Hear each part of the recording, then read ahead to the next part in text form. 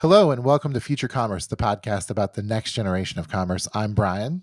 I'm Phillip, and speaking of the next generation, we have the next generation of thinkers and brand operators. We are leveling up here today. We have a special guest with us, joining us on the Future Commerce podcast. It's Dr. Amy Gershkoff Bolles, who is here to tell us about her role at Levi Strauss & Company as the global head of digital and emerging technology strategy. Welcome to the show, Dr. Amy.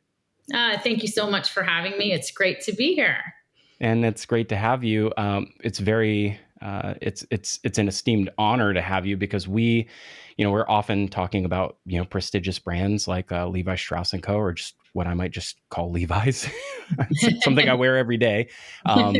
And I think that you have an amazing story of transformation as a brand over the last few years, something we've covered very closely.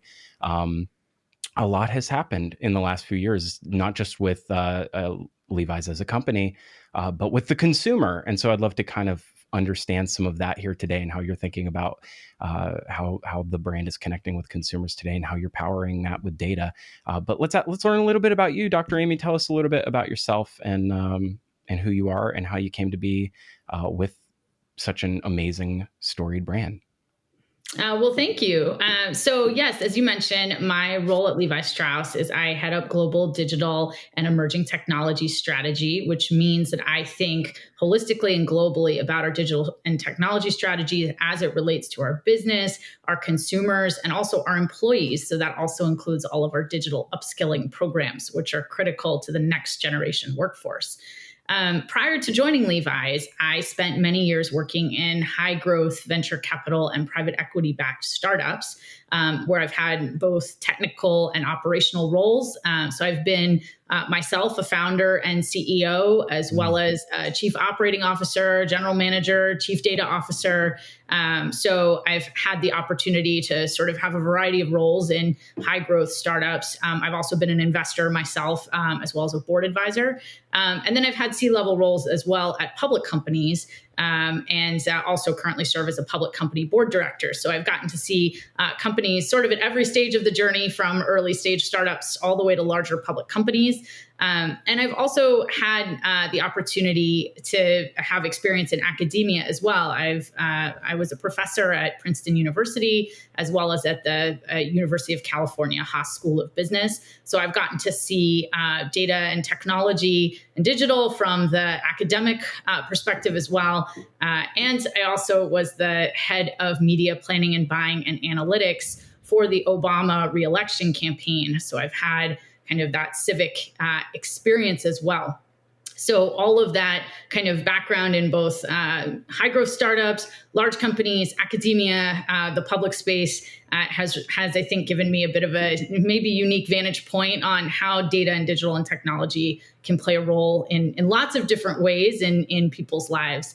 And so I joined Levi Strauss this past spring, but my relationship with Levi's goes all the way back almost 30 years to when I bought my very first pair of Levi's 501 jeans as a teenager. So I was really excited for the opportunity to join this brand that I've had a 3 decades long relationship with. And I know you mentioned you wear Levi's almost every day yourself. So we love to hear that and look forward to hearing your Levi's story as well at some point today. That's amazing. What have you not done, Dr. Amy? I feel like you just named off like every possible role that I could ever think of. That's got to bring like a ton of value to Levi's. I mean, the perspective, like, yeah. As you're coming into this, storied brand itself, like you said, everyone sort of has a story with Levi's at some point in their life, or maybe continually, as Phillip does, and like I'm also a regular Levi's wearer. But like as you've come into this culture, how has it been sort of like getting to know the brand, getting to know the team, getting to know the customer, and how has your history been able to like inform the way that you've or what you've brought to the table as you start to learn more about what you need to do with your customers at Levi?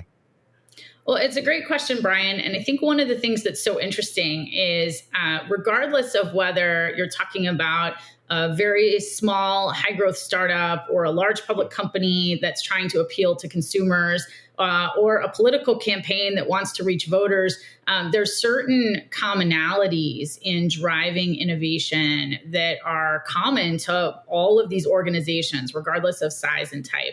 And one of the primary ones that I've seen in my almost 20 years in this field is how important it is to always be building for scale at the same time you're testing and learning, and sort of walking that line where you're doing both at the same time. And there are some organizations that are excellent at testing and learning, but they struggle to build for scale. And there are other organizations that are great at building for scale, but they struggle with that agile testing and learning kind of motion. And the organizations that really flourish are the ones that do both.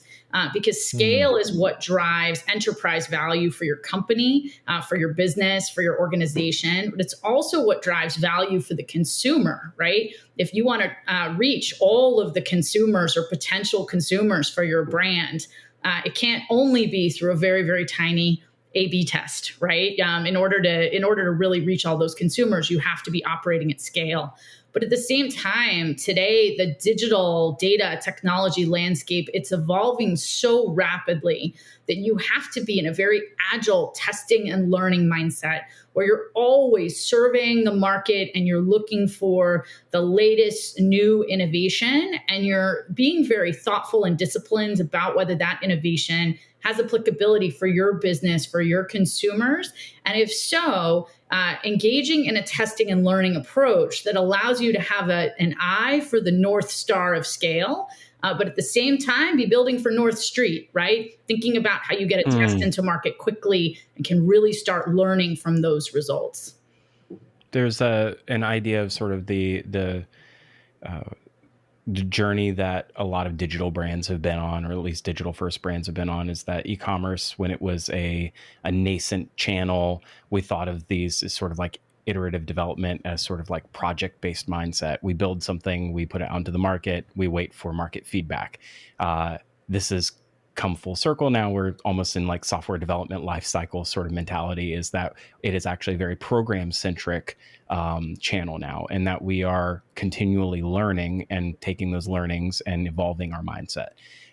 That's your whole job, it sounds like. So how do you take that with how do you bring a company that's already sort of centered around this mindset of evolution of thinking? Because that's how I think of the brand. That's how I think of LS & Co. It's not this idea of what we would call a legacy brand. It's a generational brand. This is a brand that's endured the test of time over a century, so longer. So yeah, what is your perspective on, how far they've come with digital transformation and what the next phase of that looks like under your stewardship?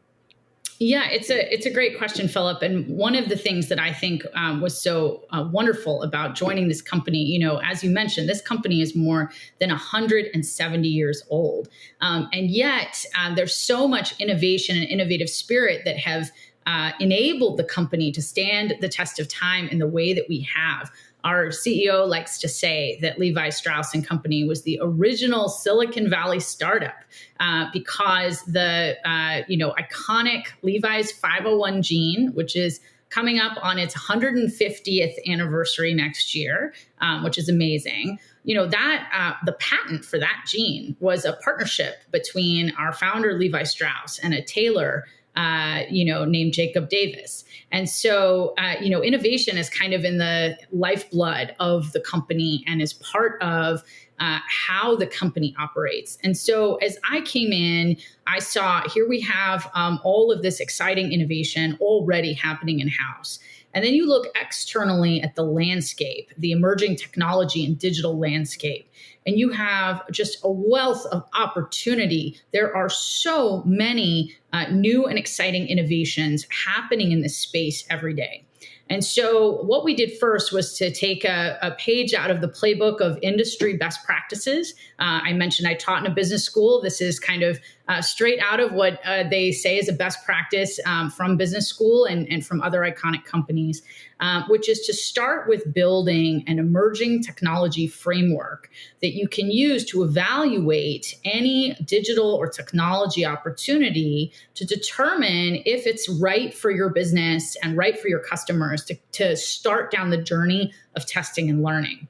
And so we started with the framework and with determining how we would make decisions on where to prioritize and where to invest, because that's the best practice, is to start with the how, and then you apply it to the what. So then you take this framework and you apply it to what to prioritize, what to deprioritize, what to invest in, what not to invest in.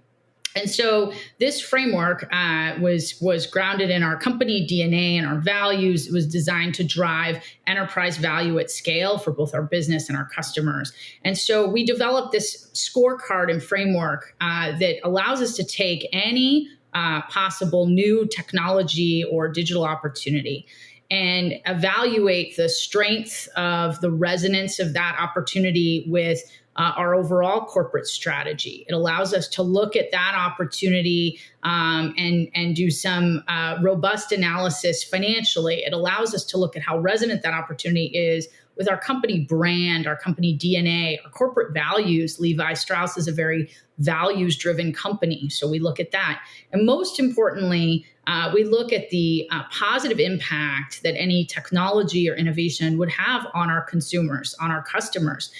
They are the most important part of our business, right? And so we look at all of these factors, and then this allows us to take a very disciplined approach to determining, is this an area that we do want to test and learn and begin to innovate? Or is this an area that's not right for us as a business? And having that disciplined framework has been really crucial for us in terms of being able to engage in this rapidly evolving, tons of opportunity landscape, but in a very thoughtful way.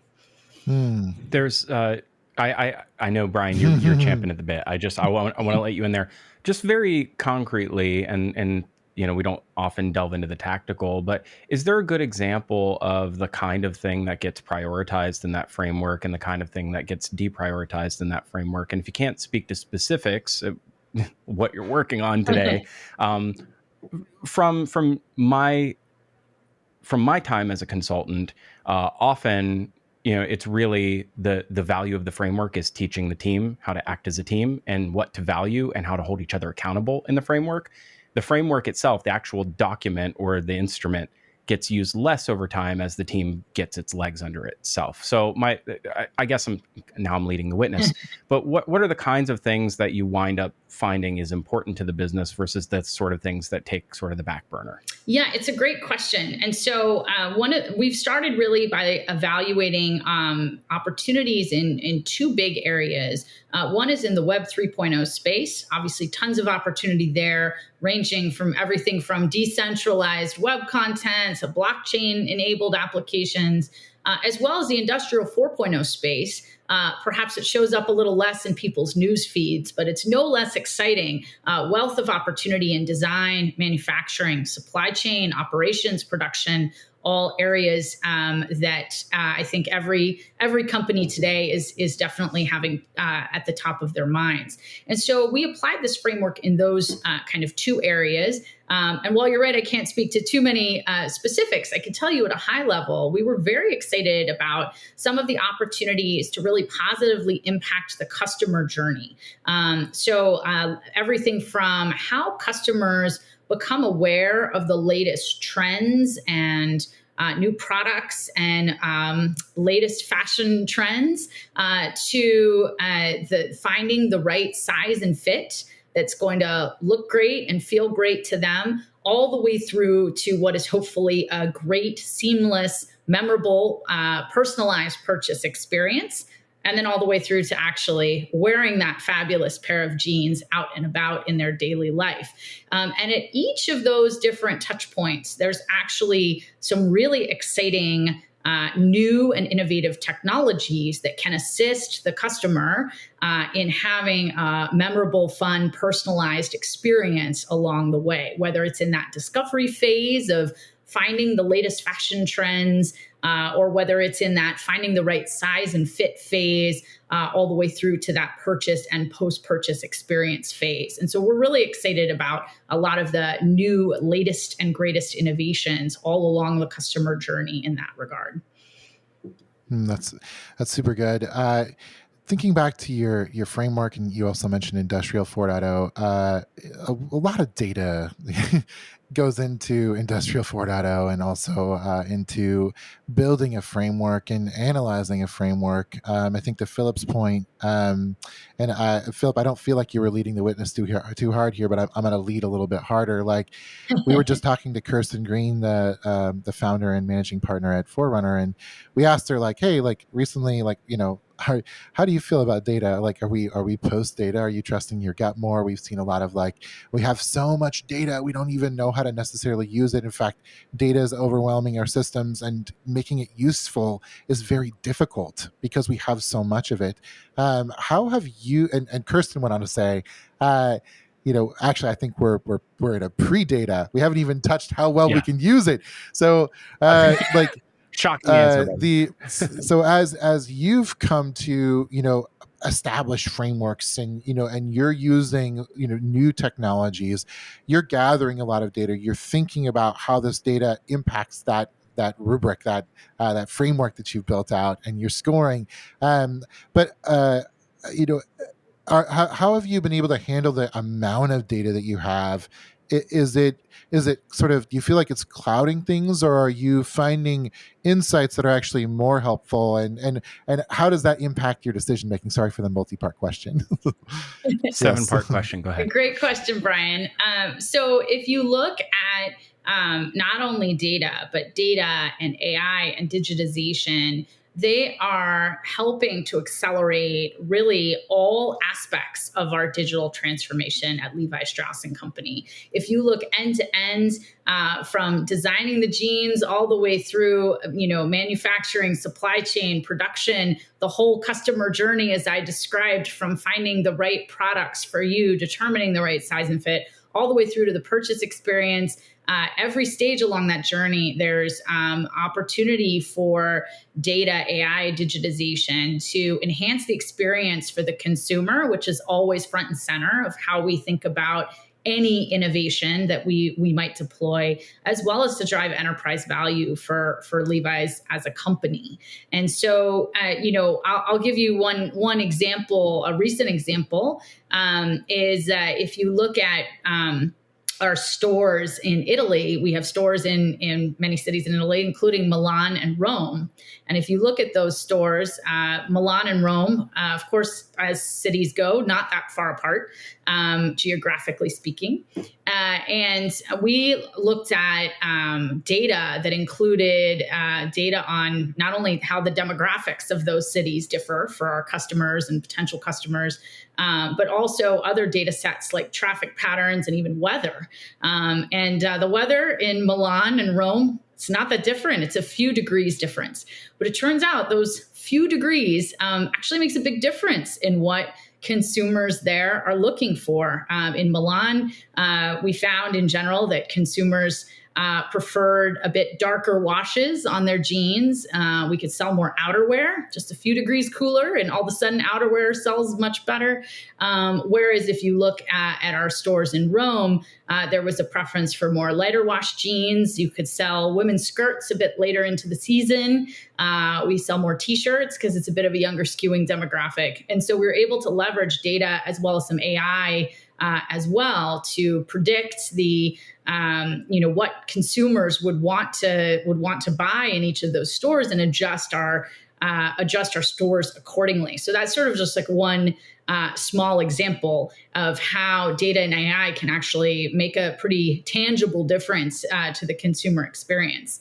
But if you sort of take a whole step back and look not just at Levi Strauss, but at sort of macro conditions in the technology field in general, I would agree with your other guest that we are in very early days in terms of the amount of opportunity that lies ahead for data and AI and digitization. And I think back, 10, 15 years ago to when I would give conference presentations or give a keynote address. And the topics that I often got asked about 10 years ago to speak about were topics like business intelligence and how to design the best dashboards and how to ensure that executives at any company could have at their fingertips the data that they need to make decisions. But now for many companies, that very first step has become a bit more table stakes.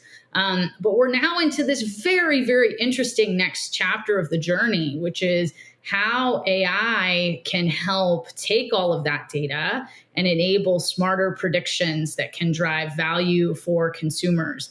And business value, enterprise value for the business itself. And we're also in a very exciting phase of digitization and how digitization itself generates additional data, right? As we look in both Web 3.0 and Industrial 4.0, there's lots of opportunity for digitization to add data to that journey. So I would say, to use the baseball analogy, we're in the first inning in terms of the opportunity that lies ahead for data and AI and digitization to impact consumers and businesses. And I'm really excited to see the next 8 innings that are in front of us. It's the mind sort of wonders where we're going to be in just a few years' time, because I look back at the amount of innovation that we've gone through in the last 5 years alone, and it feels like a dramatic leap forward.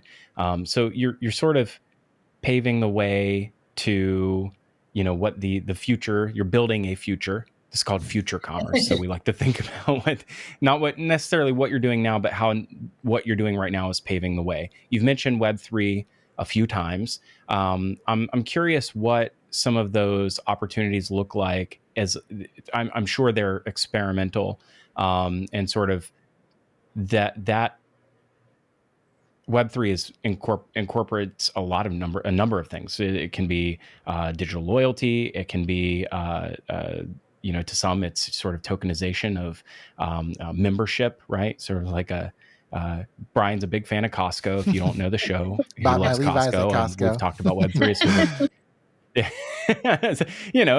So it can be membership as well. And so when you think about this potential future, you see a lot of signals of a lot of prestigious brands that are moving in that direction. What are some of the ways that you might get data to tell you that is a place where innovation may be had for a company like Levi Strauss? Yeah, Phillip, that's a great question. And one of the things that I think is so interesting about Web3 is that if you look at younger consumers, and especially Gen Z consumers, for them, there is no physical world and digital world. There is no Web 2 world and Web 3 world. For the Gen Z consumer, the lines between all of these different parts of our lives have been completely erased. They are seeing a seamless, experience between the physical world and the digital world, between Web 2 and Web 3. This is all just living their lives. This is how they live their lives.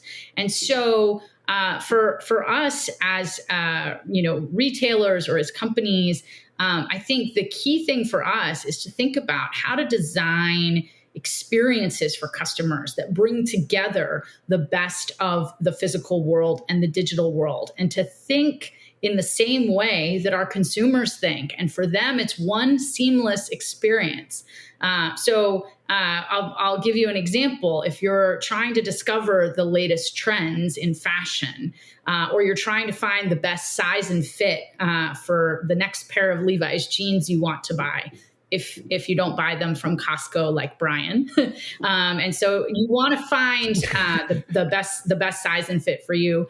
The question is not, is that a digital experience or a physical experience? Is that a Web 3.0 experience or an in-store experience? You want to just design the best possible experience. And so we're looking at the entire customer journey and at ways that we can blend the two. So for example, you might be in one of our retail stores and fall in love with a pair of jeans. And then we are able to, on an app, you can pull up to see our full assortment of all the different washes that might be available.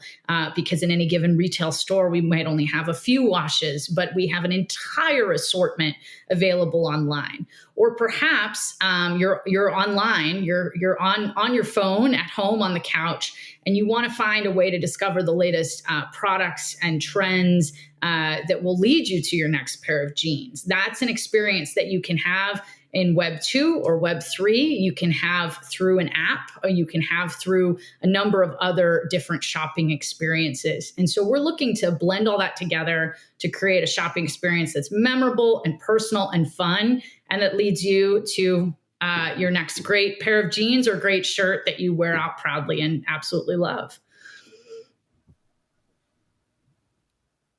Brian, you have now self-professed that the channel is super important wherein you buy it. I think it's price club shopping is your sort of thing. Once upon a time, Dr. Amy, you don't know my story. I used to weigh 334 pounds.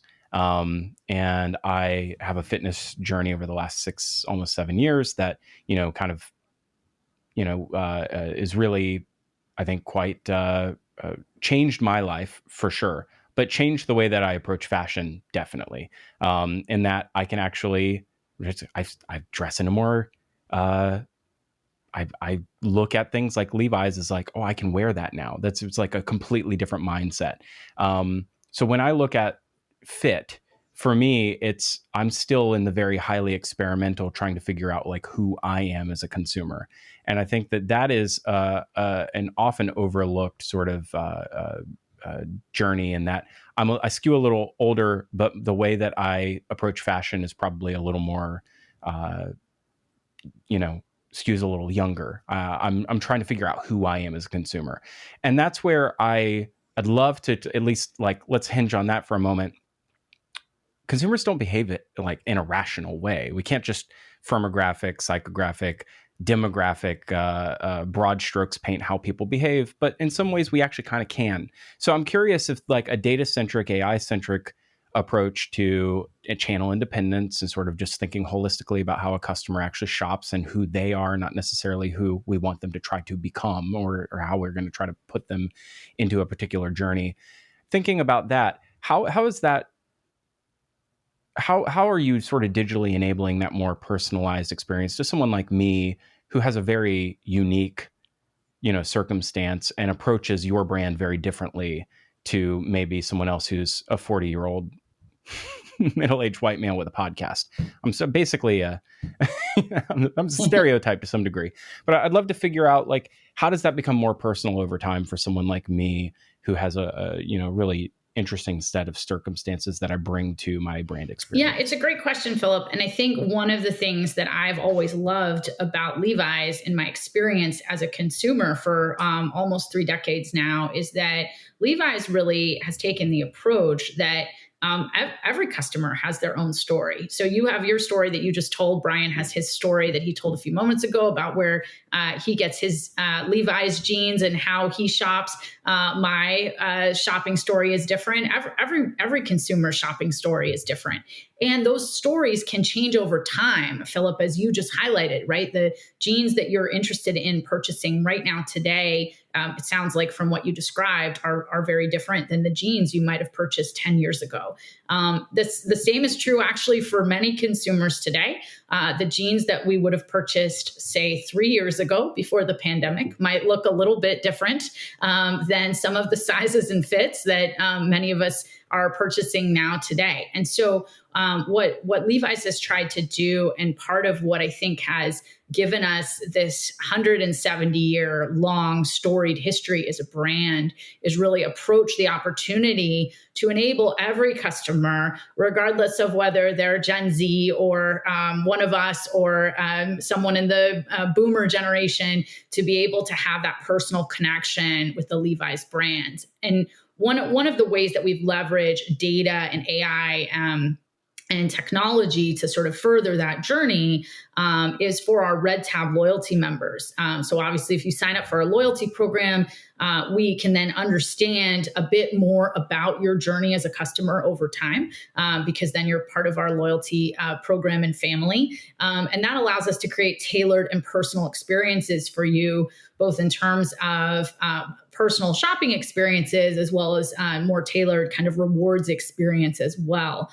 So that's another way that we can kind of create a more memorable and personalized experience that's very much tailored specifically to you as a consumer.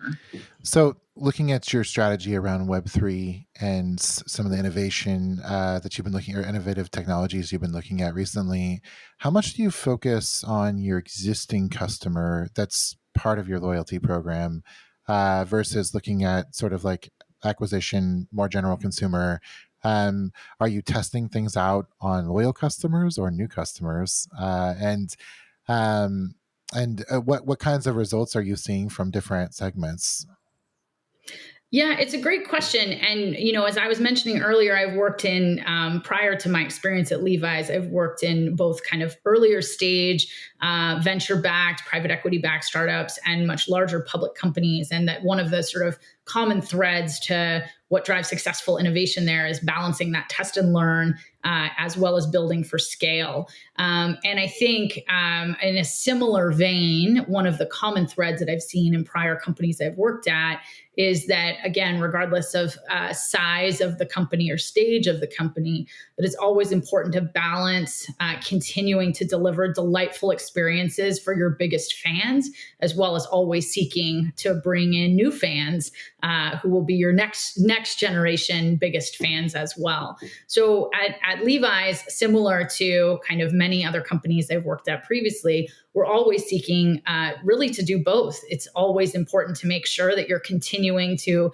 inspire and delight your biggest fans, but you're also looking for the next set of new excited fans who will be the future Red Tab loyalty members. And so we're always looking to kind of continue to strike that balance as we think about both testing and learning and building for scale, whether that's in Web3 or in the space of data or AI or other kinds of innovation or digitization or technology opportunities. More specifically, like have you tested any Web3 technologies with your existing consumers? Are you looking at it to drive? Are you using it in any sort of like loyalty ways, or is that on your roadmap? Are you thinking about Web3, like the idea of like a token based membership or things like that? Has that started to shape your thoughts around how to further engage those existing customers? Well, Brian, you're absolutely right that there's a ton of opportunity in this Web3 space. And because there's so much opportunity, that's why my team has really been very focused over the last several months on building out this framework that we can use for evaluating each of these opportunities so that we can be able to look at each one and determine, is this going to deliver positive experiences for our biggest fans today and the future fans of tomorrow? What does the financial analysis say about enterprise value for our business? How strongly is this aligned to our company DNA and our company values? And how is this aligned with our overall strategy? So we've just kind of completed development of this framework, and we're now starting to apply it, looking ahead to other opportunities. And we're seeing very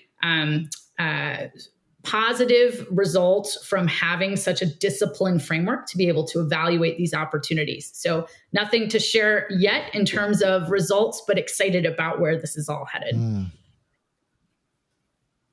This actually feels quite similar to a conversation that we might have had a few years ago, Brian, where it's less. I'm gesticulating. This is not me answering on behalf of Dr. Amy. In a prior generation, we might have said, oh, like channel specific thinking is dead. You have to learn sort of the omni-channel mindset is that all channels are fluid at all times from a lot of customers. And so we have to think about where customers happen to be, and that's where we're going to be as a brand. And if you were to extend that now to a modern era, it's like, well, that also incorporates things like Web3 now, right? So there are the people who wear denim buy monkey pictures online. That's just true, right? So at some point you have to, that's just to be, really basic about it. So at some point you have to think about what future commerce perspectives and enterprise value might incorporate. And 10 years from now it could be a million things. It could be AI, it could be blockchain, it could be crypto, it could be something. But if you don't have the right framework in place, you won't be able to build for the future. And it sounds like future. Levi's right now is in the process of applying that framework. That's sort of what I took away from that, is that the framework is actively being applied to the things we just discussed, AI, like big data, and Web3. Yeah. Well, think if you don't have the framework, just sorry to punch at you a little bit, Brian. If you don't have the framework in place, then every good idea looks like something that's potential to chase. I agree. If you're not really, like, you can't just chase things willy-nilly. Right. That's not what I'm looking for. It's gonna change next year too. I mean, that's just the reality of the world we live in, is that there's emergent channels all over the place. Absolutely. Dr. Amy, when you're thinking about potential partnerships and investments and how you're growing that enterprise value, which you've said a few times, and I want to appreciate that for a moment, where we've talked a lot about growth on this show over 5 or 6 years, and we've gone through different eras. Growth isn't just growing revenue, it's growing enterprise value, right? And that's your job. And so that is sometimes at odds with the idea that we're just growing top line. We're moving into a sort of an economic season where a lot of folks are shifting this to a profitability mindset. They're applying technology around that too. Thinking through your partnerships, I know that you all have a partnership with Silicon Valley Bank, and that was sort of a early stage, like how we got on, or how you got on our radar of potentially talking to Levi Strauss. What are some ways that you're thinking about building the future there through partnerships, and the advantages that flow through to the consumer, like the end consumer, and how they benefit through some of those partnerships, and the way that you're thinking about building things, not just in a silo, but with the right partners? Absolutely. I was very excited about sort of spearheading our partnership with Silicon Valley Bank. There's so much innovation taking place in-house at Levi Strauss already. As I mentioned, the company is more than 170 years old, and our ability to have not only survived but thrived for more than 170 years is because Levi's has taken this approach of continual innovation and continuing to look at opportunities to drive value and delight for our consumers, and to generate enterprise value for our business. But in order to sort of complement all those efforts in-house, we're always looking for external partnerships that can help accelerate our efforts. And so the partnership with Silicon Valley Bank is one such partnership. And so in partnership with them, we set up our first ever Levi Strauss & Company Startup Pitch Day, which we hosted in September. We vetted thousands of technology startup companies from around the world. We selected a very select few to come present to us. And those startups were truly global from around the world. We had startups come from Prague and Paris and London and Buenos Aires and Tel Aviv. We really looked at sort of the best and most exciting, most innovative technology solutions that have been started around the globe. And we brought these companies in to talk to us about ways that they could help us further our efforts and enhance the customer experience, especially as it relates to kind of digital and Web 3.0 experiences. And so we're excited about continuing to work with Silicon Valley Bank. We plan to have another startup pitch day in 2023. And we've been continuing to partner with them to look at the latest and greatest cutting edge technology companies, and how those technology companies could potentially help us accelerate our efforts here. That's so cool. I'm really excited to see the outcomes of this. And it actually follows a really interesting trend, Brian, in that we, we're working on a piece right now that's sort of the what might have been characterized as like a retail venture arm sort of roundup, as like in some time past, is like, if you are a generational brand and you're trying to think about what the next generation of consumer is looking for, there are a few ways to get alpha on that, and only a few, right? You have to be at the early stage, and you have to understand what is emergent, and you have to be tracking that as closely as if your brand depends on it, as if the future of your brand depends on it, because it does. And that's I think that's a really interesting differentiator. That this isn't just some sort of press release around around like a venture arm. It's also sort of investing in early stage and understanding, right. It's part of the where emergent tech is test going. and learn cycle, right? That's exactly what it is. I feel like, Sure. right. And why rebuild it from scratch, right? You have to partner Love along that. the way to make it happen. Well, Amy, I've taken away a lot from this conversation. One of the biggest things I'm excited about is I think the best insight for me was what you said about the next move past business intelligence and how AI is going to be applied at scale. I feel like that's if I was going to leave something, like if I was going to take something away, it would be that's a place that anyone that's listening to this should be investing in right now. We are still early in the data game, and so having the technologies that can actually process all the data that we're collecting is going to be essential for success going forward. I have a takeaway too. I think that there's something that we didn't touch on, and I'd love to give you like one more minute, Dr. Amy, to kind of hit on this. You said early on when you were talking about your sort of your prior roles and the experience that you bring to this role. You mentioned that you uh, invest in not just in the reskilling of your own workforce and sort of like taking ownership of how you skill the next generation of workforce, but you also mentioned that you're doing that on the other end of the spectrum in sort of the not just early stage founder, but in sort of the collegiate space as well, and sort of academia. Um, what are some ways that you see that shift happening in sort of that education of the consumer? What is or the education of folks in your business to stay ahead of where consumer is going? And this will sort of give you an opportunity to have the last word as well. Oh, well, thank you so much. And I really appreciate the chance to come on to this podcast and get to talk with Brian and Phillip, both of y'all. This has been a great discussion.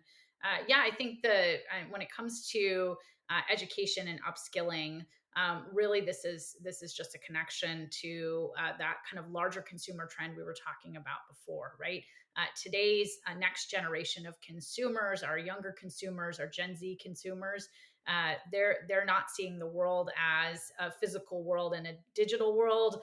They don't see a Web 2 world and a Web 3 Hmm. world. They just see it as living their life as consumers. And so the more that we can upskill our employees and upskill the next generation coming through universities, the more it enables those types of digital and technology experiences to drive a more sort of fun and memorable shopping experience for consumers, but also to enable us to connect to the next generation of Levi's fans as well.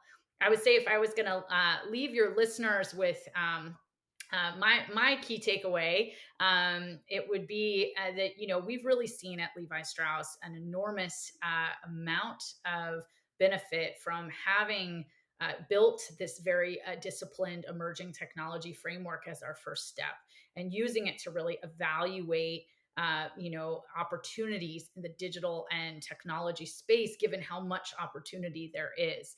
And so I would say my kind of key takeaway is that FOMO is not a strategy. It's really important to have an innovation strategy that connects to your larger corporate strategy, and to have a very disciplined approach to this space. And if you take a disciplined approach to this space and look for opportunities that add value for your business and most importantly for your customers, then you'll end up in a really great place. Oh, uh, as my 11-year-old would say, spitting facts at the end there. So amazing to have had you, Dr. Amy. Thank you for coming on the show, and thank you all for listening to this episode of Future Commerce. You can find more episodes of this podcast and all Future Commerce properties. There's 6 of them now. We're growing. You can find that at futurecommerce.fm, and stay tuned. We have more coming that will expand on the future of what we're building, and hopefully we can build that together for a future all proud of. Thank you so much, Dr. Amy. Thank you.